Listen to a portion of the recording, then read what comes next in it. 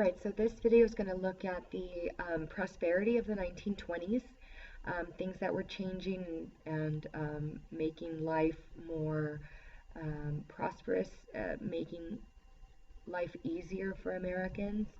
The first thing that we'll talk about is the rise of the automobile. Now, the automobile was important because it not only allowed people to have a different lifestyle, but it also increased demand for things like steel and glass and rubber, and so consequently it made those industries boom.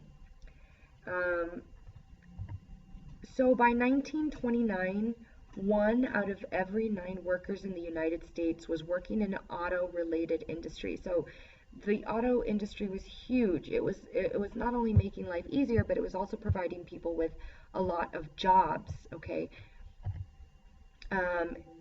Now, because of the automobile, Americans are able to take vacations. They're able to drive their families out of town. It also made suburban life possible. It also allowed for school children who couldn't attend before because they were in rural areas to now have transportation and to be able to attend school. So, of course, the man behind the mass production of cars is Henry Ford. And Henry Ford was an engineer, and he came up with the Model T automobile, and it was the first car that the middle class could afford to buy. And so Henry Ford wanted not only for all middle-class Americans to be able to buy this car, but also people that worked for him.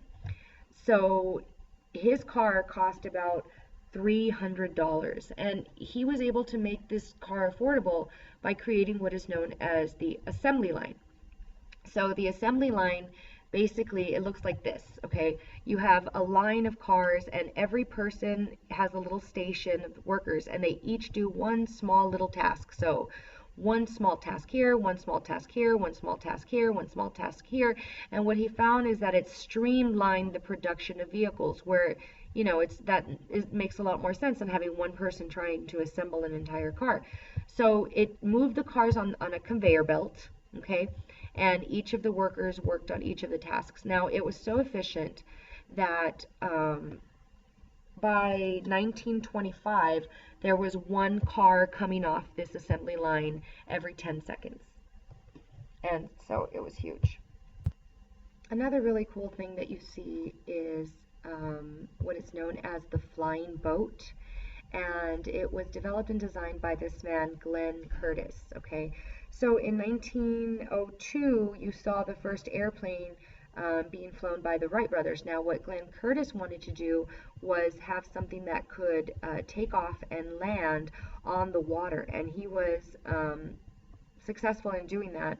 His first flying boat was tested and flew and landed in San Diego Bay.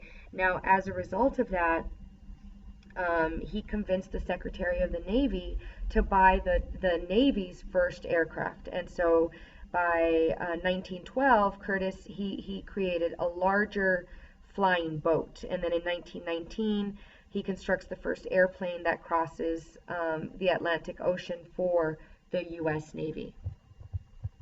Alright, so that's the end of video 5. We have about 2 more videos to go, and then we'll be done with the Roaring Twenties.